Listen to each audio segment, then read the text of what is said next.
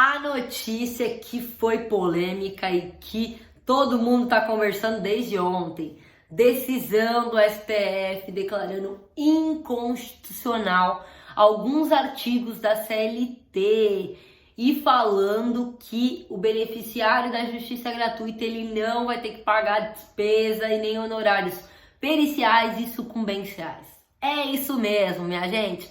Calma, vou explicar. Vou tentar ser o mais breve possível, mas é um assunto muito extenso e que tem muito conteúdo, mas vamos lá.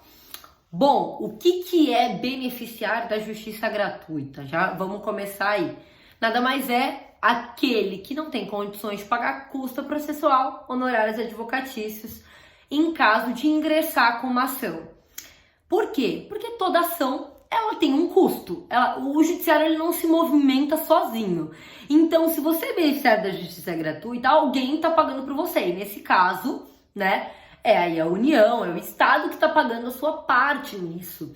Então, se você é beneficiário da justiça gratuita, você não vai movimentar o processo, não vai ter que pagar custa para recorrer, não vai ter que pagar um oficial de justiça para ir lá intimar a parte, não vai fazer coisas que, por exemplo, uma empresa num processo teria que fazer, que é pagar custo processual, porque ela tem condições financeiras para isso. A reforma trabalhista, lá em 11 de novembro de 2017, no seu artigo 790B, 791A e os seus caputs e parágrafos, eles vão trazer que mesmo que o empregado ele tenha justiça gratuita, ou até mesmo o empregador, caso ele não tenha condições ali, a empresa esteja em falência e tudo mais, mesmo que ele seja beneficiário da justiça gratuita, ele teria que pagar custas processuais, honorários advocatícios e honorários advocatícios sucumbenciais e honorários periciais em caso de perda.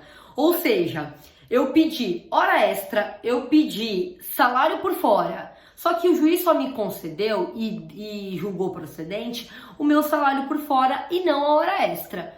A hora extra, o juiz poderia determinar que você pagasse uma porcentagem X para o advogado da outra parte, pois ele ganhou nesse pedido que você fez e você não conseguiu comprovar. Então, e além do mais, esses artigos falavam que o seguinte, caso você não tivesse créditos nesse processo, poderia até procurar em outros processos. Ou seja, se você entrou com uma ação contra essa empresa e depois entrou com outra, poderia pegar esses créditos da outra.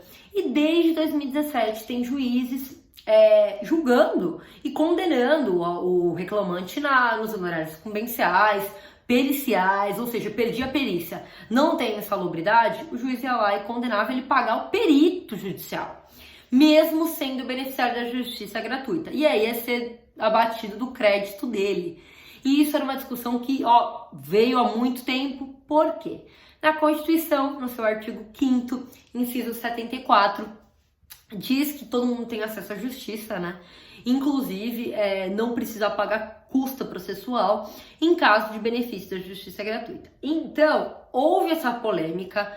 Eu acredito que a maioria dos advogados que são realmente especialistas colocavam sempre tese de defesa nesse sentido. E aí agora o STF declarou realmente inconstitucional. Ou seja, voltou ao que era antes da reforma. Então, quem é beneficiário da justiça gratuita, fez a declaração lá de pobreza, falando que não tem condições financeiras para pagar o processo, vai ser beneficiário e não vai precisar pagar nada no final, como sempre foi. Ou seja, voltamos para antes da reforma, tá? Gerou muita polêmica. E agora, quem já pagou? Como é que vai fazer? Vai receber da União? Calma, gente, é uma polêmica muito grande, tá sendo discutida ainda, essa decisão foi ontem, tá? E esses artigos foram considerados inconstitucionais. O único artigo que foi considerado constitucional, eu vou dar uma olhadinha aqui, porque são muitos artigos, né? É o artigo 844, parágrafo 2º da CLT, que trata daquele reclamante, daquele empregado que move o judiciário, entra lá com a ação, só que ele não comparece e não justifica o porquê compareceu na audiência. E aí sim ele vai poder pagar custo processual e o STF declarou constitucional poder cobrar custo processual em caso de não justificativa do porquê ele movimentou o judiciário à toa, tá? Advogados, fiquem alertas, eu sei que é muita coisa nova. Na verdade, a gente voltou para aquilo que já era e, infelizmente, haviam muitas pessoas que se aventuravam e pediam tudo, coisa que nem o cliente tinha direito. Então, eu acredito que, assim, todo advogado tem a responsabilidade de pedir aquilo que consegue provar e não pedir algo além daquilo que ele pode. E eu sei que a reforma, ela deu uma brecada nas pessoas para entrarem com a ação, porque elas ficaram com receio de pagar a custa. E agora não vai precisar mais. Então, eu espero que esse tenha sido um vídeo esclarecedor para você. Vou deixar aqui embaixo os artigos que foram anulados, a decisão da ação direta de constitucionalidade e o artigo da Constituição para vocês irem acompanhando aí. E quem sabe mais para frente, se vocês comentarem, tiverem mais dúvidas, a gente traz mais esse assunto para vocês.